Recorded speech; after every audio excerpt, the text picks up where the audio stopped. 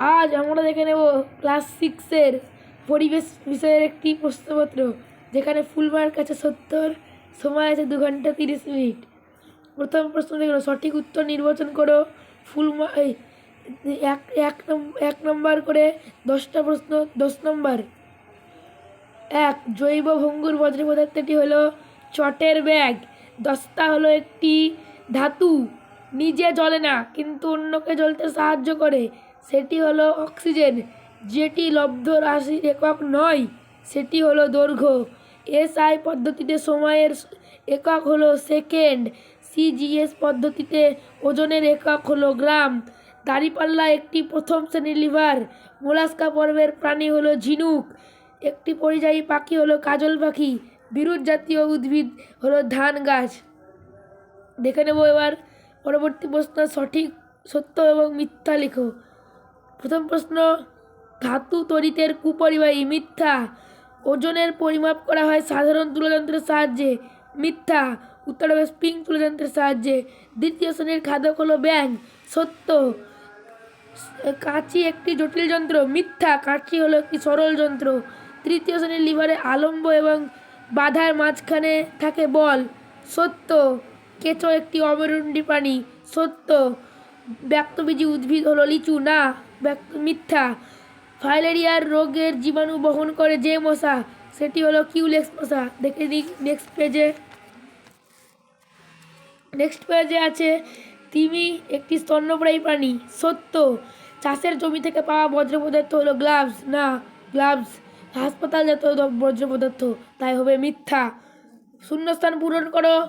1 নম্বর করে 10টি প্রশ্ন, মান 10। ডিডিটি হলো চাষের জমি থেকে পাওয়া বজ্র পদার্থ। তিমি গানের মাধ্যমে নিজেদের মধ্যে যোগাযোগ রাখে। বাবা সিহর্সের লেজের কাছে একটি বিশেষ থলি থাকে। কাককে বলে ঝাড়ুদার পাখি। ফুলের মধ্যে যে মিষ্টি রস থাকে তাকে নেক্টার বলে। অ্যামিবা হলো একটি এককোষী প্রাণী। একবীজপত্রী উদ্ভিদের গাছের পাতায় যে বরাবর শিরা দুটির পাশের শিরাগুলি না মিশে ড্যাশ থাকে, সামল তলালে থাকে।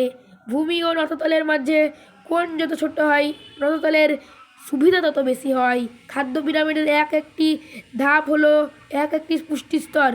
বাঘের চোখের রেটিনায় ট্যাপেটাম লুসিডাম নামক বস্তু থাকে, তাই বাঘ অল্প আলোতে মানুষের থেকে 6 গুণ ভালো দেখতে পায়। বাপদিক ডানদিক দেখে নাও। সোডিয়ামের চিহ্ন হলো Na।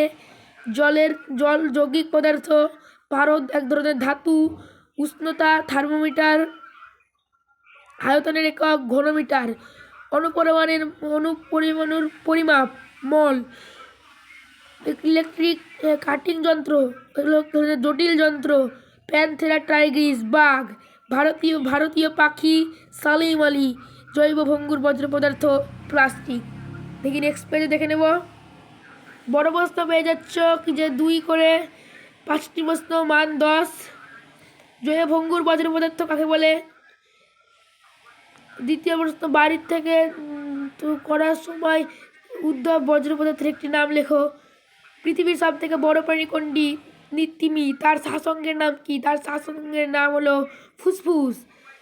অপুষ্পক উদ্ভিদ কাকে বলে? যে সকল উদ্ভিদের ফুল ফল হয় না তাদের বলে অপুষ্পক উদ্ভিদ। উদাহরণ যেমন মস, প্রাণ। অতর্কটা পর্বের 2টি প্রাণী হলো মাকড়সা এবং কাঁকড়া। গতিশক্তি কাকে বলে? তোমরা বই থেকে দেখে নেবে। যন্ত্র পরিচর্যা করার 3টি উপায়।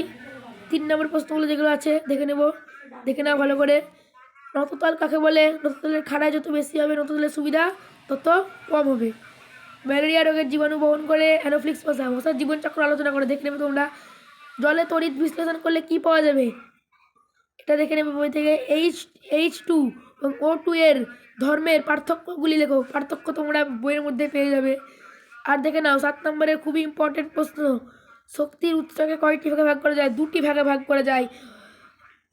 একটা হলো নবীকরণযোগ্য শক্তি এবং অনবীকরণযোগ্য শক্তি। দেখো প্রত্যেকটি ভাগের উদাহরণ সহ বুঝিয়ে দিতে বলেছে, তোমরা বুঝিয়ে দেবে। ছকের সাহায্যে জীবরাজ্য প্ল্যান্টটির শ্রেণীবিভাগগুলি দেখাও। এরকম করে জীবরাজ্যের শ্রেণীবিভাগগুলিকে ছকের মাধ্যমে দেখাতে পারবে। যেমন উদ্ভিদ থেকে সপুষ্পক, অপুষ্পক। তারপর উদাহরণ তোমরা দিতে পারো মস, প্রাণ, এই সরি সপুষ্পকের উদাহরণ তোমরা দিতে পারো জবা, টগর। অপুষ্পকের তোমরা দিতে পারো মস, প্রাণ।